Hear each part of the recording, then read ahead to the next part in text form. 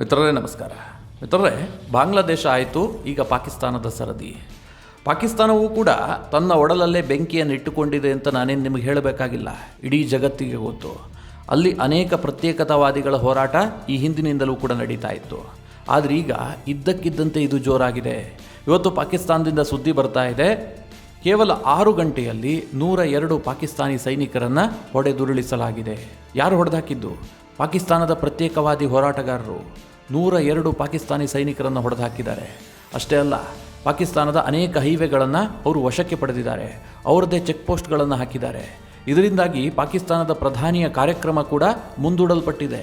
China ಒಂದು ದೊಡ್ಡ ಏರ್ಪೋರ್ಟನ್ನು ಕಟ್ಟಿಕೊಟ್ಟಿತ್ತು, ಅದರ ಉದ್ಘಾಟನೆಗೆ ಪಾಕಿಸ್ತಾನದ ಪ್ರಧಾನಿ ಅಲ್ಲಿಗೆ ಹೋಗಬೇಕಾಗಿತ್ತು, ಅದನ್ನು ಕೂಡ ಕ್ಯಾನ್ಸಲ್ ಮಾಡಲಾಗಿದೆ. ಇಡೀ ಪಾಕಿಸ್ತಾನದಲ್ಲಿ ಒಂದು ರೀತಿಯಲ್ಲಿ ಅಘೋಷಿತ ತುರ್ತು ಪರಿಸ್ಥಿತಿ ಹೇರಿದಂತಹ ವಾತಾವರಣ ನಿರ್ಮಾಣ ಆಗಿದೆ. ಮಿತ್ರರೇ, ಏನಿದು ವಿಚಾರ? ಯಾರು ಪಾಕಿಸ್ತಾನದಲ್ಲಿ ಈ ರೀತಿಯ ದಂಗೆ ಎದ್ದಿದ್ದು? ಇದಕ್ಕೆ ಕಾರಣ ಏನು? ಇದರ ಪರಿಣಾಮ ಏನು? ಎಲ್ಲದನ್ನು ಈ ವಿಡಿಯೋದಲ್ಲಿ ನಿಮಗೆ ತಿಳಿಸುವಂತಹ ಪ್ರಯತ್ನ ಮಾಡ್ತೀನಿ. ನೀವು ಈ ವಿಡಿಯೋನ ಕೊನೆವರೆಗೂ ಮಿಸ್ ಮಾಡದೆ ನೋಡಿ. ಸದ್ಯ ಮಿತ್ರರೇ, ಪಾಕಿಸ್ತಾನಕ್ಕೆ ಕಾಶ್ಮೀರವನ್ನು ವಶಕ್ಕೆ ಪಡಿಬೇಕು ಅನ್ನುವಂಥ ಉತ್ಸಾಹ, ಹುಮ್ಮಸ್ಸು ಈ ಹಿಂದಿನಿಂದಲೂ ಕೂಡ ಇದೆ. ಯಾವಾಗ ಸ್ವಾತಂತ್ರ್ಯ ಬಂದು ಪಾಕಿಸ್ತಾನ ನಿರ್ಮಾಣ ಆಯಿತೋ ಆ ದಿನದಿಂದಲೂ ಕೂಡ ಪಾಕಿಸ್ತಾನ ಇದೇ ಕನಸನ್ನು ಕಾಣ್ತಾ ಇದೆ. ನನಗನ್ಸುತ್ತೆ, ಪಾಕಿಸ್ತಾನ ಈ ಕನಸನ್ನು ಬಿಟ್ಟು ಅವರಿಗೇನು ಭೂಮಿ ಸಿಕ್ಕಿತ್ತಲ್ಲ, ಅದನ್ನು ಚೆನ್ನಾಗಿ ರೂಪಿಸಿಕೊಂಡಿದ್ರೆ ಪಾಕಿಸ್ತಾನ ಇವತ್ತು ಒಂದು ಅದ್ಭುತ ದೇಶವಾಗಿರ್ತಾ ಇತ್ತು. ಯಾಕೆಂತಂದರೆ ಅವರಿಗೆ ಪ್ರಾಕೃತಿಕ ಸಂಪತ್ತಿಗೇನೂ ಕೊರತೆ ಇರಲಿಲ್ಲ, ಅವರಿಗೆ ಬೇಕಾದಷ್ಟು ಸಂಪನ್ಮೂಲ ಇತ್ತು. ಅವರು ಮುಂದುವರೆದಂತಹ ದೇಶ ಆಗೋದಕ್ಕೆ ಏನೆಲ್ಲ ಬೇಕೋ ಎಲ್ಲದನ್ನು ಕೂಡ ಅವರಿಗೆ ಪ್ರಕೃತಿ ಕೊಟ್ಟಿತ್ತು. ಎಲ್ಲ ವಿಧವಾಗಿಯೂ ಕೂಡ ಪಾಕಿಸ್ತಾನ ಮುಂದೆ ಬರೋದಕ್ಕೆ ಅವಕಾಶ ಇತ್ತು.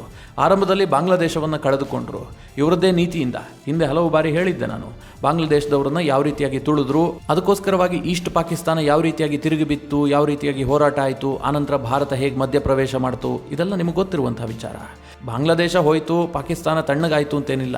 ಪಾಕಿಸ್ತಾನದ ಒಳಗೆ ಈಗಲೂ ಕೂಡ ಕಿಚ್ಚಿದೆ. ಪಾಕಿಸ್ತಾನವನ್ನು ಇನ್ನೂ ಒಂದು 3-4 ದೇಶ ಮಾಡಬೇಕು ಅಂತ ಅಲ್ಲಿ ಸಪರೇಟಿಸ್ಟ್ ಮೂಮೆಂಟ್ಗಳು ಸದಾ ಆ್ಯಕ್ಟಿವ್ ಆಗಿದೆ. ಅದರಲ್ಲಿ ಅತಿ ದೊಡ್ಡ ಮೂಮೆಂಟ್ ಯಾವುದು ಕೇಳಿದ್ರೆ ಬಲೂಚಿಸ್ತಾನ್ ಸಪರೇಟಿಸ್ಟ್ ಮೂಮೆಂಟ್. ಇದು ಶಸ್ತ್ರಸರ್ಜಿತವಾದಂಥ ಹೋರಾಟ. ಸುಮ್ಮನೆ ಯಾರೋ ಕರಪತ್ರ ಹಂಚಿಕೊಂಡು ಅಲ್ಲಿ ಇಲ್ಲಿ ಭಾಷಣ ಮಾಡುವಂಥದ್ದಲ್ಲ. ಒಂದು ದೊಡ್ಡ ಮಿಲಿಟರಿ ಗ್ರೂಪ್ ಇದೆ, ಅವರು ಸಂಘಟಿತವಾಗಿದ್ದಾರೆ. ಇವತ್ತಲ್ಲ ನಾಳೆ ನಾವು ಸ್ವತಂತ್ರ ಪಡಿತೀವಿ ಅಂತ ಅವರು ಹೋರಾಟ ಮಾಡ್ತಾ ಇದ್ದಾರೆ.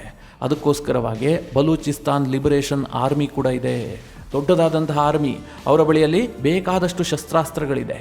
ಇದೇ ಆರ್ಮಿ ಇವತ್ತು ಪಾಕಿಸ್ತಾನದ 102 ಜನ ಸೈನಿಕರನ್ನು ಹೊಡೆದುಹಾಕಿದೆ. ಇಡೀ ಬಲೂಚಿಸ್ತಾನವನ್ನು ನಮ್ಮ ಕೈವಶ ಮಾಡ್ತೀವಿ ಅಂತ ಅವರು ಹೇಳಿಕೆ ರಿಲೀಸ್ ಮಾಡಿದ್ದಾರೆ. ಜೊತೆಗೆ ಪಾಕಿಸ್ತಾನದ ಬಲೂಚಿಸ್ತಾನ ಪ್ರಾಂತ್ಯ ಏನಿದೆ, ಅಲ್ಲಿ ಅನೇಕ ಹೈವೇಗಳನ್ನು ಕೂಡ ಅವರು ವಶಕ್ಕೆ ಪಡೆದಿದ್ದಾರೆ. ಹೈವೇಯಲ್ಲಿ ಯಾವುದೇ ವಾಹನ ಹೋಗ್ತಾ ಇದ್ರೂ ಕೂಡ ಅದನ್ನು ತಡಿತಾ ಇದ್ದಾರೆ, ಅದನ್ನು ಪರಿಶೀಲನೆ ಮಾಡ್ತಾ ಇದ್ದಾರೆ. ಜನಾಂಗೀಯತೆಯನ್ನು ಪರಿಶೀಲನೆ ಮಾಡಿ ಅವರು ಹೊಡೆದಾಕ್ತಾ ಇದ್ದಾರೆ. ಸೈನಿಕರಿದ್ದರೆ ಸೈನಿಕರನ್ನು ಕೂಡ ಹೊಡೆದಾಕ್ತಾ ಇದ್ದಾರೆ. ಏನಿದು ವಿಚಾರ ಅಂತ ಸ್ವಲ್ಪ ಡೀಟೇಲ್ ಆಗಿ ನೋಡೋದಾದರೆ, ಇವತ್ತು ಪಾಕಿಸ್ತಾನ ಇದೆಯಲ್ಲ, ಇದರಲ್ಲಿ ಬಲೂಚಿಸ್ತಾನ ಹೋರಾಟ ಇವತ್ತು ನಿನ್ನೆಯದಲ್ಲ. ಸ್ವತಂತ್ರ ಬಂದ ದಿನದಿಂದಲೂ ಕೂಡ ಪಾಕಿಸ್ತಾನದಲ್ಲಿ ಬಲೂಚಿಗಳು ನಾವು ಪಾಕಿಸ್ತಾನವನ್ನು ಸೇರೋದಿಲ್ಲ, ನಾವು ಸಪರೇಟ್ ಆದಂತಹ ದೇಶವನ್ನು ಹೊಂದಬೇಕು ಅಂತ ಒಂದು ಹೋರಾಟವನ್ನು ಆ್ಯಕ್ಟಿವ್ ಆಗಿಟ್ಟಿದ್ದಾರೆ. ಅದು ಇತ್ತೀಚಿನ ವರ್ಷಗಳಲ್ಲಿ ಸ್ವಲ್ಪ ಹೆಚ್ಚಾಗ್ತಾ ಇದೆ. ಬಲೂಚಿಸ್ತಾನ್ ಲಿಬರೇಷನ್ ಆರ್ಮಿ ತುಂಬ ಸ್ಟ್ರೆಂಥನ್ ಆಗ್ತಾ ಇದೆ, ಅವರಿಗೆ ಬೇಕಾದಷ್ಟು ಶಸ್ತ್ರಾಸ್ತ್ರಗಳು ಸಿಗ್ತಾ ಇದೆ. ಬಲೂಚಿಸ್ತಾನ ಇದೆಯಲ್ಲ, ಪಾಕಿಸ್ತಾನದ ಅತೀ ದೊಡ್ಡ ಪ್ರಾಂತ್ಯ. ಇವತ್ತು ಪಾಕಿಸ್ತಾನದ 1/3 ಭೂಭಾಗವನ್ನು ಬಲೂಚಿಸ್ತಾನ ಹೊಂದಿದೆ, ಅದಕ್ಕೂ ಸ್ವಲ್ಪ ಜಾಸ್ತಿನೇ. ಒಟ್ಟಾರೆಯಾಗಿ 3,42,190 ಚದರ ಕಿಲೋಮೀಟರ್ ವಿಸ್ತೀರ್ಣವನ್ನು ಬಲೂಚಿಸ್ತಾನ ಹೊಂದಿದೆ. ಆದರೆ ಜನಸಂಖ್ಯೆ ಇರುವಂತಹದ್ದು ತೀರಾ ಕಡಿಮೆ, ಕೇವಲ 1,31,00,000 ಜನ ಮಾತ್ರ ಇಲ್ಲಿ ವಾಸ ಮಾಡ್ತಾರೆ. ಸ್ವಲ್ಪ ಮರುಭೂಮಿ ಕೂಡ ಹೌದು, ಆದರೆ ಬಲೂಚಿಸ್ತಾನ ಸಂಪದ್ಭರಿತವಾದಂತಹ ಪ್ರದೇಶ. ಇಲ್ಲಿ ನ್ಯಾಚುರಲ್ ರಿಸೋರ್ಸ್ ತುಂಬ ಜಾಸ್ತಿ ಇದೆ. ಪಾಕಿಸ್ತಾನಕ್ಕಿದು ತುಂಬ ಇಂಪಾರ್ಟೆಂಟ್ ಆದಂತಹ ಪ್ರದೇಶ. ಇದಲ್ಲದೆ ಮಿತ್ರರೇ, ಗ್ವಾದಾರ್ ಬಂದರ್ ಇರಬಹುದು, ದೊಡ್ಡದಾದಂತಹ ಏರ್ಪೋರ್ಟ್ ಇರಬಹುದು, ಇದೆಲ್ಲವೂ ಕೂಡ ಇಲ್ಲೇ ಇರುವಂತಹದ್ದು. ಚೀನಾದ ದೊಡ್ಡ ಇನ್ವೆಸ್ಟ್ಮೆಂಟ್ ಕೂಡ ಇಲ್ಲಿದೆ. ಹೀಗಾಗಿ ಪಾಕಿಸ್ತಾನಕ್ಕೆ ಈ ಬಲೂಚಿಸ್ತಾನ ಪ್ರಾಂತ್ಯ ತುಂಬ ಇಂಪಾರ್ಟೆಂಟ್ ಆಗುತ್ತೆ. ಆದರೆ ಬಲೂಚಿಗಳು ನಾವು ಪಾಕಿಸ್ತಾನವನ್ನು ಸೇರೋದಿಲ್ಲ, ನಮಗೆ ಸಪರೇಟ್ ಆದಂತಹ ದೇಶ ಬೇಕು ಅಂತ ನಿರಂತರವಾಗಿ ಹೋರಾಟ ಮಾಡ್ತಾ ಇದ್ದಾರೆ. ಇಲ್ಲಿ ವಾರಕ್ಕೆ 2 ಬಾರಿ ದಾಳಿ ಆಗುತ್ತೆ. ಆದರೆ ಈ ಬಾರಿ ದಾಳಿ ಆಗಿದೆಯಲ್ಲ, ಇದು ಪಾಕಿಸ್ತಾನದ ಇತಿಹಾಸದಲ್ಲೇ ಅತಿ ದೊಡ್ಡ ದಾಳಿ. ಯಾವ ಮಟ್ಟಿಗೆ ಬಲೂಚಿಸ್ತಾನ್ ಲಿಬರೇಷನ್ ಆರ್ಮಿ ದಾಳಿ ಮಾಡಿದೆ ಅಂತಂದರೆ, 102 ಪಾಕಿಸ್ತಾನದ ಸೈನಿಕರನ್ನು ಕೇವಲ 6 ಗಂಟೆ ಅವಧಿಯಲ್ಲಿ ಹೊಡೆದುಹಾಕಿದೆ. ಈ ದಾಳಿಗೆ ಆಪರೇಷನ್ ಹೆರಾಫ್ ಅಂತ ಹೆಸರಿಡಲಾಗಿದೆ. ಇದನ್ನು ಮಾಡಿದ್ದು ಬಲೂಚಿಸ್ತಾನ್ ಲಿಬರೇಷನ್ ಆರ್ಮಿಯ ಮಜೀದ್ ಬ್ರಿಗೇಡ್. ಮಜೀದ್ ಬ್ರಿಗೇಡ್ ಬಗ್ಗೆ ನೀವು ಕೇಳಿರಬಹುದು, ತುಂಬ ಆ್ಯಕ್ಟಿವ್ ಆದಂತಹ ಬ್ರಿಗೇಡ್ ಇದು. ಪಾಕಿಸ್ತಾನದ ಭಾಷೆಯಲ್ಲಿ ಹೇಳಬೇಕು ಅಂತಂದರೆ ದೊಡ್ಡ ಉಗ್ರಗಾಮಿ ಸಂಘಟನೆ. ಇವರು ಒಂದು ರೀತಿಯಲ್ಲಿ ಸ್ವತಂತ್ರ ಹೋರಾಟಗಾರರೇ. ಯಾಕೆಂದರೆ ಇವರಿಗೆ ಪಾಕಿಸ್ತಾನದ ಆಡಳಿತ ಇಷ್ಟ ಆಗೋದಿಲ್ಲ. ಇದಕ್ಕೋಸ್ಕರವಾಗಿ ಸ್ವತಂತ್ರ ದೇಶಕ್ಕೋಸ್ಕರವಾಗಿ ಇವರು ಹೋರಾಟ ಮಾಡ್ತಾ ಇರುವಂಥದ್ದು. ಈ ಮಜೀದ್ ಬ್ರಿಗೇಡ್ ಇದೆಯಲ್ಲ, 2011ರಲ್ಲಿ ಆರಂಭವಾಗುತ್ತೆ. ಮಜೀದ್ ಬ್ರದರ್ಸ್ ಇದನ್ನು ಸ್ಥಾಪನೆ ಮಾಡಿದ್ದು. ಇಬ್ಬರು ಅಣ್ಣ ತಮ್ಮ ಇರ್ತಾರೆ, ಅವರು ಸ್ಥಾಪನೆ ಮಾಡಿದ್ದು. ಇದು ಯಾವ ರೀತಿಯಾಗಿ ಕೆಲಸ ಮಾಡುತ್ತೆ ಅಂತಂದರೆ, ಇದೊಂದು ಸೂಸೈಡ್ ಸ್ಕ್ವಾಡ್. ಇವರು ಆತ್ಮಹತ್ಯೆ ದಾಳಿಯನ್ನು ಮಾಡೋದರಲ್ಲಿ ಎಕ್ಸ್ಪರ್ಟ್ಗಳು. ಆತ್ಮಹತ್ಯೆ ದಾಳಿ ಮಾಡುವಂತಹ ಸೈನಿಕರನ್ನೇ ಇವರು ನಿಯೋಜನೆ ಮಾಡಿಕೊಂಡಿರ್ತಾರೆ. ಬಲೂಚಿಸ್ತಾನ್ ಲಿಬರೇಷನ್ ಆರ್ಮಿಯಲ್ಲಿ ಇದು ಅತಿ ದೊಡ್ಡ ಗ್ರೂಪ್ ಆಗಿದೆ. ಇವರು ಈ ಹಿಂದೆ 2018ರಲ್ಲಿ ಚೀನಾದ ಕಾನ್ಸುಲೇಟ್ ಮೇಲೆ ದಾಳಿ ಮಾಡಿದ್ರು. 2019ರಲ್ಲಿ ಗ್ವಾದಾರ್ನಲ್ಲಿ ಒಂದು ಹೋಟೆಲ್ ಮೇಲೆ ದಾಳಿ ಮಾಡಿದ್ರು. 2020ರಲ್ಲಿ ಪಾಕ್ನ ಸ್ಟಾಕ್ ಎಕ್ಸ್ಚೇಂಜ್ ಮೇಲೆ ದಾಳಿ ಮಾಡಿದ್ರು. ಹೀಗೆ ದೊಡ್ಡ ದೊಡ್ಡ ದಾಳಿಯನ್ನು ಮಾಡಿದ್ದಾರೆ. ಈಗ ಮಿತ್ರರೇ, ಅತಿ ದೊಡ್ಡ ದಾಳಿ ಮಾಡಿದ್ದಾರೆ. ಪಾಕಿಸ್ತಾನದ 102 ಜನ ಸೈನಿಕರನ್ನು ಹೊಡೆದಾಕಿದ್ದಾರೆ. ಅದಕ್ಕೂ ಮುಖ್ಯವಾಗಿ ಬೇಲಾ ಆರ್ಮಿ ಕ್ಯಾಂಪನ್ನು ಕೂಡ ಇವರು ಕ್ಯಾಪ್ಚರ್ ಮಾಡ್ಕೊಂಡಿದ್ದಾರೆ. ಅಲ್ಲಿದ್ದಂತಹ 40 ಸೈನಿಕರನ್ನು ಕೂಡ ಇವರು ಹತ್ಯೆ ಮಾಡಿದ್ದಾರೆ. ಬೇಲಾ ಆರ್ಮಿ ಕ್ಯಾಂಪ್ ಪಾಕಿಸ್ತಾನ ಸೇನೆಗೆ ಸೇರಿದಂತಹ ಆರ್ಮಿ ಕ್ಯಾಂಪ್, ಇದನ್ನು ಇವರೇ ವಶಕ್ಕೆ ಪಡೆದಿದ್ದಾರೆ. ಇದಿಷ್ಟಕ್ಕೆ ನಿಂತಿಲ್ಲ. ಈ ಬಲೂಚಿಸ್ತಾನ ಪ್ರಾಂತ್ಯದಲ್ಲಿ ಪಾಕಿಸ್ತಾನದ ಹೈವೇಗಳೇನು ಹೋಗ್ತವೆ ಅದೆಲ್ಲದನ್ನು ಕೂಡ ಇವರು ವಶಕ್ಕೆ ಪಡೆದಿದ್ದಾರೆ. ಅಲ್ಲಿ ತನ್ನ ಚೆಕ್ ಪೋಸ್ಟ್ಗಳನ್ನು ಹಾಕಿದ್ದಾರೆ. ಬಲೂಚಿಸ್ತಾನ್ ಲಿಬರೇಷನ್ ಆರ್ಮಿಯ ಸೈನಿಕರಲ್ಲಿ ನಿಂತಿದ್ದಾರೆ. ಅಲ್ಲಿ ಹೋಗುವಂಥ ಪ್ರತಿ ವಾಹನವನ್ನು ತಪಾಸಣೆ ಮಾಡ್ತಾ ಇದ್ದಾರೆ. ಯಾರಾದರೂ ಪಾಕಿಸ್ತಾನಿ ಸೈನಿಕರಲ್ಲಿ ಬಂದಿದ್ದೆ ಆದರೆ ಅವ್ರನ್ನ ಹೊಡೆದಾಕ್ತಾ ಇದ್ದಾರೆ. ಜೊತೆಗೆ ಜನಾಂಗೀಯವಾಗಿಯೂ ಕೂಡ ಇವರು ಪರಿಶೀಲನೆ ಮಾಡ್ತಾ ಇದ್ದಾರೆ. ಈ ರೀತಿಯಾಗಿ ಪಾಕಿಸ್ತಾನದಲ್ಲಿ ಇದ್ದಕ್ಕಿದ್ದಂತೆ ಸಂಘರ್ಷ ಶುರುವಾಗಿದೆ. ಇವರು ಆಪರೇಷನ್ ಹೆರಾಫ್ ಅಂತ ಇದಕ್ಕೆ ಹೆಸರು ಕೊಟ್ಟಿದ್ದಾರೆ. ಇದನ್ನು ಇಲ್ಲಿಗೆ ಎಂಡ್ ಮಾಡೋದಿಲ್ಲ ಅಂತ ಕೂಡ ಇವರು ಹೇಳ್ತಾ ಇದ್ದಾರೆ. ಈ ಬಗ್ಗೆ ಬಲೂಚಿಸ್ತಾನ್ ಲಿಬರೇಷನ್ ಆರ್ಮಿಯ ಜಿಹಾನ್ ಬಲೂಚ್ ಈತ ವಕ್ತಾರ, ಈತ ಹೇಳಿಕೆ ಕೂಡ ಬಿಡುಗಡೆ ಮಾಡಿದ್ದಾನೆ. ಏನು ಹೇಳಿದ್ದಾನೆ? ನಾವು ಗೆರಿಲ್ಲಾ ಮಾದರಿಯ ಆಪರೇಷನನ್ನು ಆರಂಭ ಮಾಡಿದ್ದೀವಿ. ಇದು ನಿರಂತರವಾಗಿ ನಡೆಯುತ್ತೆ. ನಾವು ಸ್ವತಂತ್ರ ಘೋಷಿಸುವವರೆಗೂ ಕೂಡ ನಾವು ಹೋರಾಟ ಮಾಡ್ತೀವಿ ಅಂತ ಈತ ಒಂದು ಪತ್ರಿಕಾ ಹೇಳಿಕೆ ಕೊಟ್ಟಿದ್ದಾನೆ. ಮಿತ್ರರೇ, ಇದು ಪಾಕಿಸ್ತಾನಕ್ಕೆ ದೊಡ್ಡ ಹಿನ್ನಡೆ. ಯಾಕೆ ಗೊತ್ತಾ? ಇವರು ಭಾರತದ ಕಾಶ್ಮೀರವನ್ನು ಕೇಳ್ತಾ ಇದ್ದಾರೆ. ಕಾಶ್ಮೀರದಲ್ಲಿ ಆರ್ಟಿಕಲ್ 370 ರದ್ದು ಮಾಡಿದ್ರೆ ಅದಕ್ಕೆ ಪಾಕಿಸ್ತಾನ ತಲೆ ಕೆಡಿಸ್ಕೊಳ್ಳುತ್ತೆ. ಇವರ ಒಳಗೆ ಎಷ್ಟು ಸಮಸ್ಯೆ ಇದೆ ಯೋಚನೆ ಮಾಡಿ. ಇದ್ದಂತಹ ಭೂಪ್ರದೇಶವನ್ನೇ ಇವರಿಗೆ ಸರಿಯಾಗಿ ಆಳ್ವಿಕೆ ಮಾಡೋದಕ್ಕೆ ಸಾಧ್ಯ ಆಗ್ತಾ ಇಲ್ಲ. ಅಲ್ಲಿ ಸಪ್ರೇಟಿಸ್ಟ್ ಮೂವ್ಮೆಂಟ್ಗಳು ದಿನೇ ದಿನೇ ಹೆಚ್ಚುತ್ತಾ ಇದೆ. ಒಂದು ಕಡೆ ಬಲೂಚಿಸ್ತಾನಕ್ಕಾಗಿ ಹೋರಾಟ, ಇನ್ನೊಂದು ಕಡೆ ಸಿಂಧಿ ಪ್ರಾಂತ್ಯಕ್ಕಾಗಿ ಹೋರಾಟ. ಒಂದ ಎರಡ? ಇದರ ನಡುವೆ ಪಾಕಿಸ್ತಾನದಲ್ಲಿ ದೊಡ್ಡ ದೊಡ್ಡ ಟೆರರಿಸ್ಟ್ ಗ್ರೂಪ್ಗಳು ಕೂಡ ಹುಟ್ಟಿಕೊಳ್ತಾ ಇದೆ. ಅಫ್ಘಾನಿಸ್ತಾನದಲ್ಲಿ ತಾಲಿಬಾನ್ ಹೇಗಿದೆಯೋ ಅದೇ ರೀತಿಯಾಗಿ ಪಾಕಿಸ್ತಾನದಲ್ಲೂ ಕೂಡ ಒಂದು ತಾಲಿಬಾನ್ ಆಕ್ಟಿವ್ ಆಗಿದೆ. ಅದರ ಉದ್ದೇಶ ಏನು ಗೊತ್ತಾ? ಪಾಕ್ನಲ್ಲಿರುವಂತಹ ಪ್ರಜಾಪ್ರಭುತ್ವವನ್ನು ಕಿತ್ತೊಗೆದು ಪಾಕಿಸ್ತಾನದಲ್ಲಿ ಶರಿಯಾ ಕಾನೂನನ್ನು ಜಾರಿಗೆ ತರಬೇಕು. ಅದು ಪಾಕಿಸ್ತಾನದ ತಾಲಿಬಾನಿ ಸಂಘಟನೆಯ ಉದ್ದೇಶ. ಅದಕ್ಕೋಸ್ಕರವಾಗಿ ಅವರು ನಿರಂತರವಾಗಿ ಭಯೋತ್ಪಾದನಾ ಚಟುವಟಿಕೆಯನ್ನು ಮಾಡ್ತಾ ಇದ್ದಾರೆ. ಇದನ್ನೆಲ್ಲ ನಿಗ್ರಹ ಮಾಡಬೇಕಾಗಿದ್ಯಾರು? ಪಾಕಿಸ್ತಾನದ ಸೇನೆ. ಆದರೆ ಮಿತ್ರರೇ, ಪಾಕಿಸ್ತಾನದ ಸೇನೆ ನೋಡೋದಕ್ಕೆ ಮಾತ್ರ ಶಕ್ತಿಯುತವಾಗಿ ಕಾಣುತ್ತೆ. ಇವತ್ತು ವಿಶ್ವದಲ್ಲಿ ಬಲಿಷ್ಠ ಸೇನೆಯನ್ನು ಪಟ್ಟಿ ಮಾಡಿದ್ರೆ ಟಾಪ್ 10ನಲ್ಲಿ ಪಾಕಿಸ್ತಾನದ ಸೇನೆ ಕೂಡ ಬರುತ್ತೆ. Number 1 America, number 2 Russia, number 3 China, number 4 Bharat. ಹೀಗೆ ಪಟ್ಟಿ ಮಾಡ್ತಾ ಹೋದರೆ ಪಾಕಿಸ್ತಾನ ಕೂಡ ಬಂದುಬಿಡುತ್ತೆ. ಯಾಕೆಂದರೆ ಅವರ ಬಳಿಯಲ್ಲೂ ಕೂಡ ಸರಿಸುಮಾರು ಒಂದು 6 ಲಕ್ಷ ಜನ ಸೈನಿಕರಿದ್ದಾರೆ. ಅದೊಂದು ನ್ಯೂಕ್ಲಿಯರ್ ಪವರ್ ದೇಶ.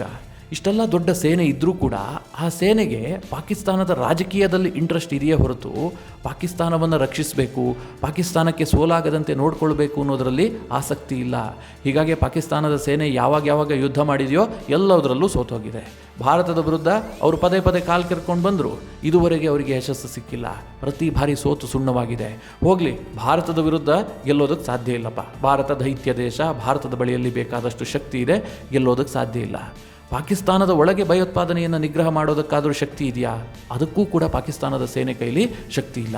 ಇಲ್ಲದೆ ಹೋದರೆ ಯೋಚನೆ ಮಾಡಿ ಮಿತ್ರರೇ, ಕೇವಲ ಒಂದು ಪ್ರತ್ಯೇಕವಾದಿಗಳ ಒಂದು ಗುಂಪು 102 ಪಾಕಿಸ್ತಾನಿ ಸೈನಿಕರನ್ನು ಹತ್ಯೆ ಮಾಡುತ್ತೆ. ಒಂದು ಇಡೀ ಪ್ರದೇಶದ ಮೇಲೆ ಅವರು ಹಿಡಿತ ಸಾಧಿಸ್ತಾರೆ. ಒಂದು ಆರ್ಮಿ ಕ್ಯಾಂಪನ್ನು ಅವರು ವಶಕ್ಕೆ ಪಡಿತಾರೆ ಅಂತಂದರೆ ಪಾಕಿಸ್ತಾನದ ಆರ್ಮಿಯ ಪರಿಸ್ಥಿತಿ ಹೇಗಿರಬಹುದು ಅಂತ ಯೋಚನೆ ಮಾಡಿ. ಅವರು ಎಷ್ಟು ವೀಕ್ ಆಗಿದ್ದಾರೆ ಅಂತ ಯೋಚನೆ ಮಾಡಿ. ಇದಕ್ಕೆಲ್ಲ ಕಾರಣ ಏನು ಕೇಳಿದ್ರೆ ತೀರಾ ಸಿಂಪಲ್ ಉತ್ತರ. ಪಾಕಿಸ್ತಾನದ ಸೇನೆಯಲ್ಲಿರುವಂಥ ಟಾಪ್ ಆಫೀಸರ್ಸ್ ಯಾರು ಇರ್ತಾರೋ ಅವರೆಲ್ಲರಿಗೂ ಕೂಡ ರಾಜಕೀಯದಲ್ಲಿ ಇಂಟ್ರೆಸ್ಟು. ಯಾರು ಸರ್ಕಾರ ತರಬೇಕು, ಯಾರನ್ನು ಹೇಗೆ ಆಟ ಆಡಿಸ್ಬೇಕು, ಶಾಬಾಜ್ ಶರೀಫನ್ನು ಹೇಗೆ ಅಧಿಕಾರದಿಂದ ಇಳಿಸಬೇಕು ಅಥವಾ ಅಧಿಕಾರದಲ್ಲಿ ಮುಂದುವರಿಸಬೇಕು, ಇದೇ ಚಿಂತನೆಯಲ್ಲಿ ಪಾಕಿಸ್ತಾನದ ಟಾಪ್ ಲೆವೆಲ್ನ ಆರ್ಮಿ ಆಫೀಸರ್ಸ್ ಇರ್ತಾರೆ. ಅವರು ದೇಶದ ಬಗ್ಗೆ ಚಿಂತೆ ಮಾಡ್ತಾ ಇಲ್ಲ. ಅದಕ್ಕೆ ಈ ಪರಿಸ್ಥಿತಿ ಬಂದಿದೆ. ಇದರಿಂದಾಗಿ ಏನಾಗ್ತಾ ಇದೆ ಗೊತ್ತಾ? ಈಗ ಬಲೂಚಿಗಳು ಈ ರೀತಿಯಾಗಿ ಹೋರಾಟ ಮಾಡ್ತಾ ಇದ್ದಾರಲ್ಲ, ಇನ್ನೆರಡೇ ದಿನದಲ್ಲಿ ಗ್ವಾದಾರ್ ಪ್ರಾಂತ್ಯದಲ್ಲಿ ಚೈನಾ ನಿರ್ಮಿಸಿದಂತಹ ಒಂದು ದೊಡ್ಡ ಏರ್ಪೋರ್ಟ್ ಇದೆ. ಇದರ ಉದ್ಘಾಟನೆಗೆ ಪಾಕಿಸ್ತಾನದ ಪ್ರಧಾನಿ ಶಾಬಾಜ್ ಶರೀಫ್ ಅಲ್ಲಿಗೆ ಹೋಗಬೇಕಾಗಿತ್ತು. ಈಗ ಈ ಕಾರ್ಯಕ್ರಮವನ್ನು ಕೂಡ ರದ್ದು ಮಾಡಲಾಗಿದೆ. ಯಾಕೆಂದರೆ ಪರಿಸ್ಥಿತಿ ಸರಿಯಿಲ್ಲ. ಪಾಕಿಸ್ತಾನದ ಪ್ರಧಾನಿ ಅಲ್ಲಿಗೆ ಹೋಗೋದಕ್ಕೂ ಕೂಡ ಅವ್ರಿಗೆ ಧೈರ್ಯ ಇಲ್ಲ. ಹೀಗಾಗಿ ಆ ಕಾರ್ಯಕ್ರಮವನ್ನೇ ಕ್ಯಾನ್ಸಲ್ ಮಾಡಲಾಗಿದೆ. ಚೀನಾ ಇಲ್ಲಿ ಬರೋಬ್ಬರಿ $250 ಮಿಲಿಯನ್ ಖರ್ಚು ಮಾಡಿ ಗ್ವಾದಾರ್ ಪ್ರಾಂತ್ಯದ ಬಳಿಯಲ್ಲೇ ಒಂದು ದೊಡ್ಡದಾದಂತಹ ಏರ್ಪೋರ್ಟನ್ನು ನಿರ್ಮಿಸಿದೆ. $250 ಮಿಲಿಯನ್ ಖರ್ಚು ಮಾಡಿ.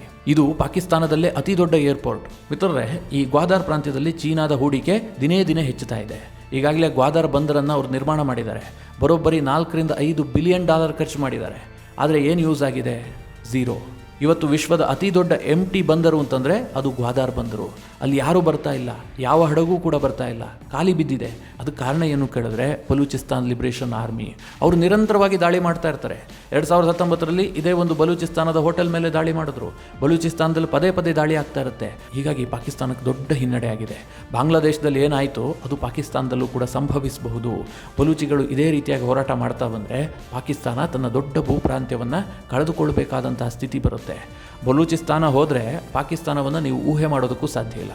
ಯಾಕೆಂದರೆ 1/3 ಭೂಭಾಗ ಇರುವಂಥದ್ದು ಬಲೂಚಿಸ್ತಾನ. ಅದಕ್ಕೂ ಸ್ವಲ್ಪ ಜಾಸ್ತಿನೇ ಇದೆ. ಕಂಪ್ಲೀಟಾಗಿ ಇರಾನ್ಗೆ ಬಾರ್ಡರ್ ಹಂಚಿಕೊಂಡಂತಹ ಬಲೂಚಿಸ್ತಾನ. ಸ್ವಲ್ಪ ಭಾಗ ಇರಾನ್ನಲ್ಲೂ ಕೂಡ ಇದೆ ಅಂತ ಇವರು ಕ್ಲೈಮ್ ಮಾಡ್ತಾರೆ. ಇರಾನ್ನಲ್ಲೂ ಕೂಡ ಬಲೂಚ್ ಸಪ್ರೇಟಿಸ್ಟ್ ಹೋರಾಟ ಇದೆ.